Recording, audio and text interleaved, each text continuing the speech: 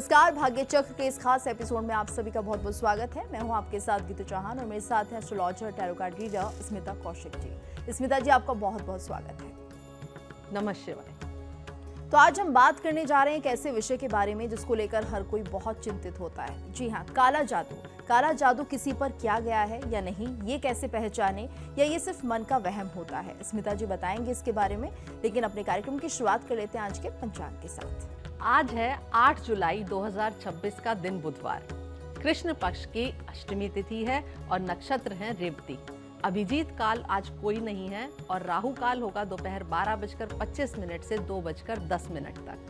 अक्सर हम स्मिता जी ये देखते हैं कि जीवन में जब बहुत ज्यादा परेशानियां आने लगती है तो लोगों को ऐसा लगता है उन पर किसी ने काला जादू कर दिया है। ये कैसे होता है? क्या वाकई ये संभव है?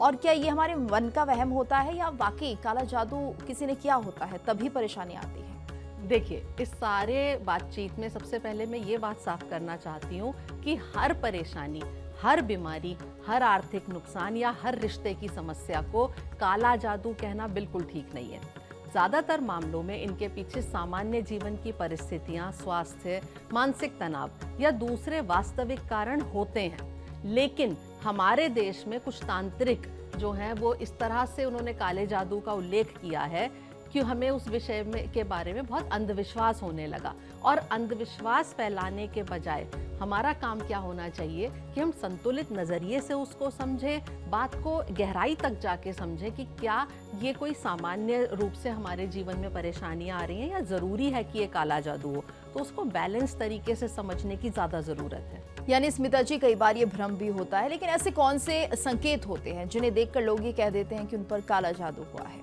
अक्सर लोग कुछ बातों को मानते हैं, जैसे कि बिना किसी स्पष्ट कारण के लगातार कोई नेगेटिव घटनाएं आपके साथ हो रही हों, घर में लगातार तनाव और झगड़े बढ़ रहे हों, काम बनते बनते रुक जाते हैं, बार बार डरावने सपने आना, पूजा पाठ में मन ना लगना। लेकिन फिर भी मैं यही बात फिर से दोहराऊंगी कि सभी बातों के पीछे सामान्य कारण भी हो सकते हैं, इसलिए इन्हें अपने आप में काले जादू का प्रमाण नहीं मान सकते। लेकिन ऐसा पॉसिबल है कि काला जादू हो भी सकता है, तो दोनों पहलू पर ध्यान देना बहुत जरूरी है। अच्छा, कई बार ऐसा होता है कि जिंदगी में बहुत ज्यादा उतार चढ़ाव आते हैं, रिश्ते बदलने लगते हैं, तो इन बदलावों को कैसे समझें? जीवन में उतार चढ़ाव आना सामान्य सी बात है।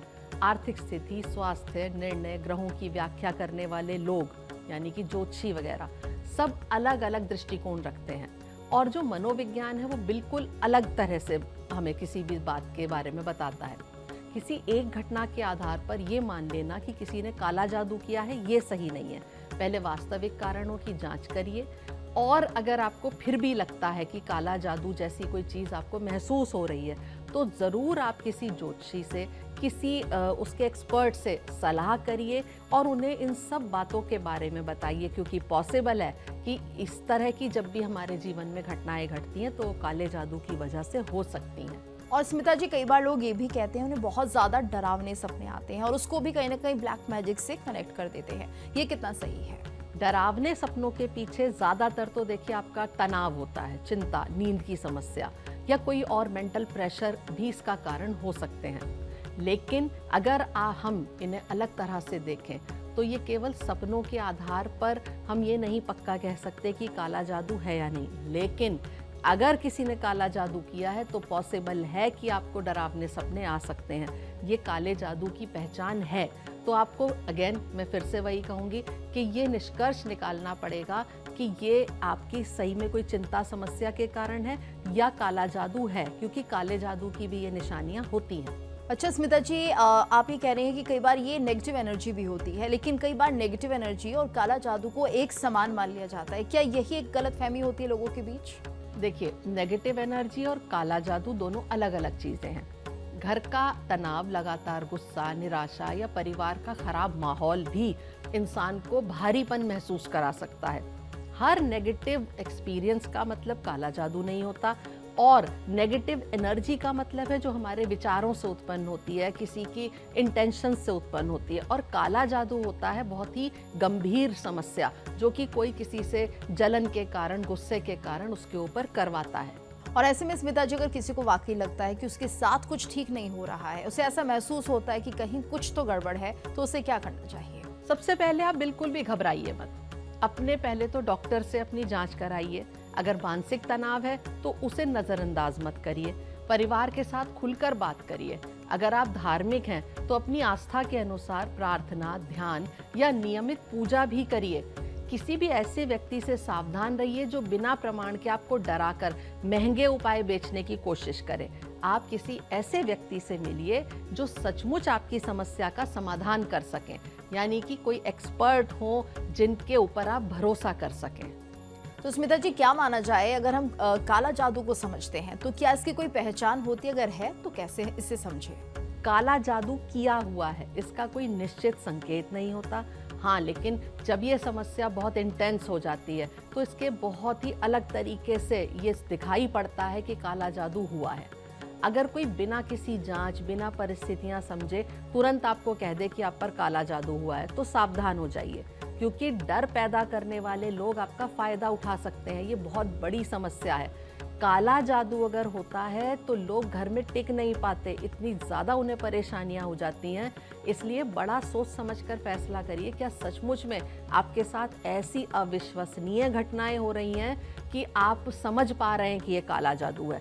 उसके पहले की अगर चीज़ें हैं, जैसा मैंने पहले बहुत सारे सिम्टम बताए, तो वो काला जादू नहीं है। और ऐसे में स्मिता जी, अगर हम बात करें कंक्लूजन की, तो इसका पूरा कंक्लूजन क्या निकलता है? देखिए, बहुत सरल सा निष्कर्ष है। डर के आधार पर निर्णय बिल्कुल मत लीजिए। हर परेशानी को काला जादू मत समझिए। पहले वास्तविक कारणों को समझिए। अगर आप आध्यात्मिक मार्ग पर चलते हैं तो पूजा पाठ करिए, अपनी सोच को सकारात्मक करिए, अच्छे कर्म करिए और अपना मेंटल बैलेंस जो है उसको बनाए रखिए। और सबसे ज़रूरी बात, जिस व्यक्ति के मन में हर समय डर बैठा रहता है वो बिना किसी काले जादू के भी अपनी जो इनर स्ट्रेंथ है, शक्ति है, उसे खोने लगता है। इसलिए विश्वास रखिए, लेकिन विवेक कभी मत छोड़िए, क्योंकि काला जादू मैं बिल्कुल मानती हूँ कि इस दुनिया में होता है, लेकिन उसके सिम्टम्स बहुत ही अलग तरीके के होते हैं। तो उस तक मुझे लगता है इतनी आसान नहीं होता कोई किसी पर काला जादू कर दे, इतना ईजी नहीं है। और विवेक के साथ, अपनी समझ के साथ निर्णय लीजिए कि काला जादू है या सिर्फ आपकी मानसिक समस्या भी हो सकती है। और स्मिता जी, आगे बढ़ते हैं, बात कर लेते हैं आज के राशिफल की। शुरुआत करते हैं मेष राशि के साथ। पहला कार्ड मेष राशि के लिए। मेष राशि के लिए कार्ड निकला है फॉर्चून का। आज किस्मत आपका साथ देगी और रुके हुए कामों में गति आएगी। अचानक कोई अच्छा समाचार या शुभ समाचार मिल सकता है। बदलाव को खुले मन से स्वीकार करिए, लाभ मिलने के भी संकेत हैं। शुभ रंग आपके लिए बैंगनी होगा, शुभ अंक 1 होगा और उपाय होगा किसी जरूरतमंद को हरी सब्जी का दान करिए। अब आती है बारी वृषभ राशि की। इनके लिए कार्ड निकला है यूनिवर्स का। आज किसी बड़े काम के पूरे होने की खुशी मिल सकती है। मेहनत का पूरा फल मिलेगा और जीवन में आगे बढ़ने के नए रास्ते भी खुलेंगे। कॉन्फिडेंस को बनाए रखिए, सफलता आपके साथ है। शुभ रंग आपके लिए बैंगनी होगा, शुभ अंक 3 होगा और उपाय होगा किसी जरूरतमंद को अन्न का दान करिए। अब मैं कार्ड उठाऊंगी मिथुन राशि के लिए और इनके लिए कार्ड निकला है प्रिंसेस ऑफ सॉर्ड्स का। आज नई जानकारी और नए अवसर आपके सामने आ सकते हैं। अपनी बात सोच समझ कर रखिए और किसी भी फैसले में जल्दबाजी से बचिए। समझदारी से काम लेंगे तो अच्छे परिणाम मिलेंगे। शुभ रंग आपके लिए आसमानी नीला होगा, शुभ अंक 2 होगा और उपाय होगा आज भगवान गणेश को दूर्वा अर्पित करिए। अब आती है बारी कर्क राशि की। इनके लिए जो कार्ड निकला है वो है 2 ऑफ कप्स का। आज रिश्तों में प्यार, भरोसा और सहयोग बढ़ेगा। साझेदारी से जुड़े कामों में अच्छे परिणाम मिल सकते हैं और कोई महत्वपूर्ण मुलाकात भी हो सकती है। दिल और दिमाग दोनों का संतुलन बनाए रखिए। शुभ रंग आपके लिए गुलाबी होगा, शुभ अंक 2 होगा और उपाय होगा किसी अपने को सफेद मिठाई खिलाइए। और स्मिता जी, कुछ ऐसा उपाय हमारे दर्शकों को बताइए जिससे कि उन्हें बहुत ज्यादा लाभ मिले। आज हम बात करेंगे अष्टमी तिथि पर किए जाने वाले उपायों की। अष्टमी तिथि जो है वो देवी दुर्गा और माँ लक्ष्मी की कृपा पाने के लिए बहुत शुभ तिथि है।